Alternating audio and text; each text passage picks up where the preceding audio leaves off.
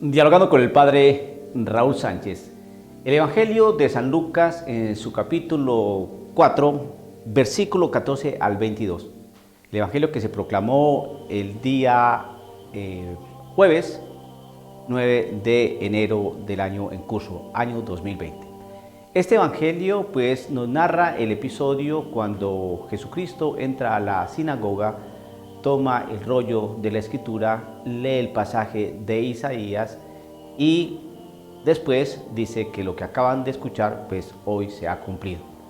Y los asistentes en la sinagoga, pues hicieron una pregunta: ¿no es este el hijo de José?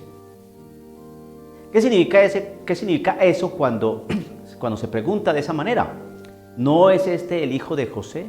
Es decir, ¿con qué autoridad dice lo que dice? ¿Por qué afirma que hoy esa escritura de Isaías se acaba de cumplir?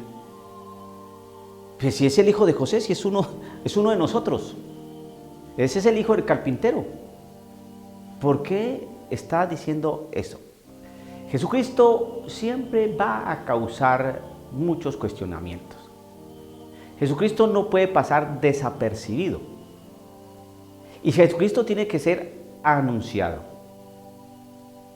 Cuando uno empieza a mirar las religiones de otros contextos, de otras culturas, uno observa que están llenas de mitología, están llenas de sabiduría humana, están llenas de fábulas, que estas religiones transmitan un mensaje para un buen vivir, que transmitan un buen mensaje para orientar la vida, pues nadie dice que no, que aporta y tiene valores importantísimos, ¿no?, para la humanidad.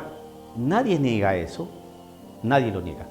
Pero cuando se hace referencia a la religión cristiana, dentro de la Iglesia Católica, vemos aquí no solo a un personaje, no solo a un hombre lleno de bondad, de sabiduría, de elocuencia, sino que vemos a un hombre lleno del poder de Dios, porque Él era Dios.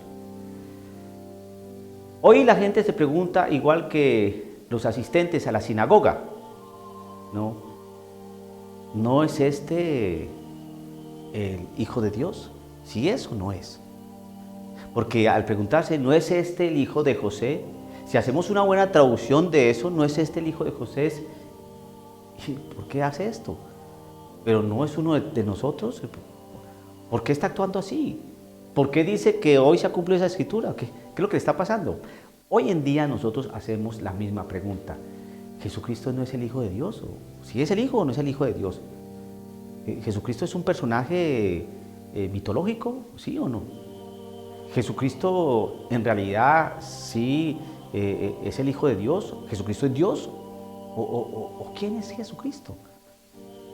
Entonces, al mirar y hacer la comparación dentro del estudio de las religiones comparadas, entonces, dentro de este estudio grande, vemos que Jesucristo es un personaje histórico, ¿no?, que grandes historiadores como Flavio Josefo, como Plinio el Joven, como Tácito, etc., el mismo libro del Talmud, que es un libro judío, ¿no?, que no favorece nada a Cristo Jesús, habla de Cristo Jesús, habla cosas horribles de Cristo Jesús, pero habla de Cristo Jesús. Jesucristo es un personaje histórico y Jesucristo es el cumplimiento de las promesas. Simplemente es hacer un recorrido, ¿no?, por la Sagrada Escritura, y vemos que la Sagrada Escritura no está llena de mitos, de fábulas, de cuentos, como muchos quieren hacer parecer o quieren hacer pensar. No. Se hace un estudio sistemático, un estudio ordenado, metodológico, serio, y vemos que Jesucristo es el cumplimiento de la promesa. Por eso es tan importante en las fiestas de la Iglesia Católica, cuando celebramos la natividad de nuestro Jesucristo, es decir, Jesucristo que se hace hombre, nace Dios, ¿no? La Epifanía, que es la manifestación de ese Dios, ¿no?, a toda la humanidad, no solamente a un pueblo judío, a un pueblo selecto, sino a todos los pueblos, ¿no?, cumpliéndose las promesas. ¿No es este el hijo de José? Hoy podemos decir, Jesucristo no es el Hijo de Dios. Entonces, si se hace la pregunta 2000 años después, es que hay muchas dudas.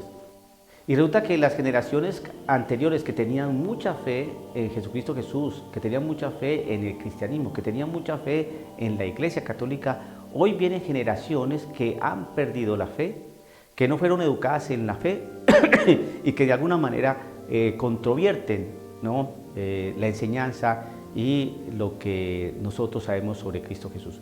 Por eso es tan importante hablar de Cristo Jesús. Por eso es tan importante hablar de Jesús como Dios encarnado. Por eso es tan importante hablar de la Iglesia Católica que Él mismo fundó.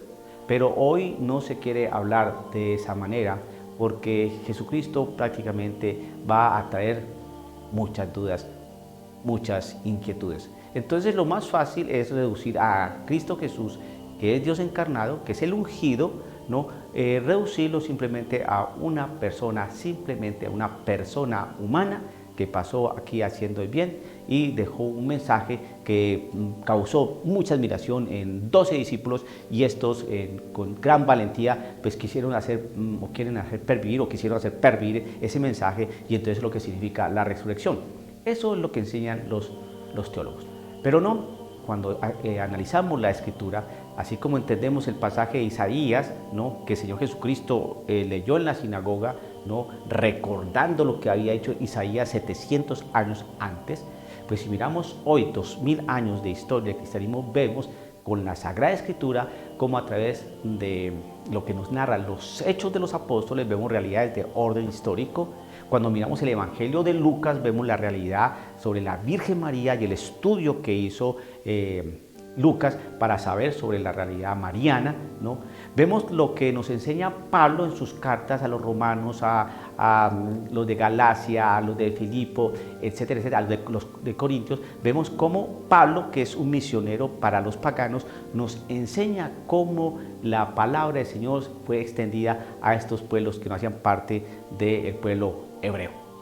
Y así se fue extendiendo la palabra. Vemos cómo el Evangelio de San Mateo, en su capítulo 28, versículos 18 al 20, nos habla sobre esa gran comisión y efectivamente esa gran comisión se cumplió. ¿Por qué? Porque el Evangelio se empezó a extender ya fuera de este territorio de Oriente, Jerusalén, Judea, etcétera, etcétera, pasó a Europa y después, años posteriores, llegó aquí a América y se cumplió.